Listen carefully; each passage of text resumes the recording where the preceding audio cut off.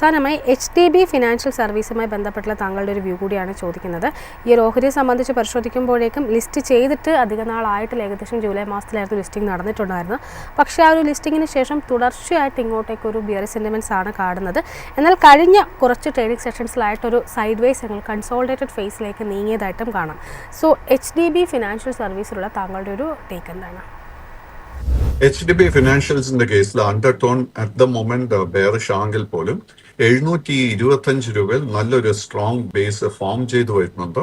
So നമ്മൾ ആ ഒരു ലെവലിലായിരിക്കാം സ്റ്റോപ്പ് മെയിൻറ്റെയിൻ ചെയ്യേണ്ടത്. ആ ഒരു ലെവലിൽ മെയിൻറ്റെയിൻ ചെയ്യാൻ സാധിച്ചു കഴിഞ്ഞാൽ നമുക്ക് ട്രെൻഡ് റിവേഴ്സലിന് ഒരു പോസിബിലിറ്റി കാണുന്നുണ്ട്. നമുക്ക് ഈ ട്രെൻഡ് റിവേഴ്സലിന് നമ്മൾ സ്ഥിരീകരിക്കണമെങ്കിൽ നമ്മൾ രണ്ട് റെസിസ്റ്റൻസ് ലെവൽസ് ശ്രദ്ധിക്കേണ്ടത്. ആദ്യത്തെ റെസിസ്റ്റൻസ് ലെവൽ 750, അതിന് ശേഷമുള്ളത് 763. 763 റെസിസ്റ്റൻസ് ബ്രേക്ക് ചെയ്യാൻ സാധിച്ചു കഴിഞ്ഞാൽ ശക്തമായിട്ടൊരു അപ്വേർഡ് മൂവ്മെന്റ് നമുക്ക് പ്രതീക്ഷിക്കാം.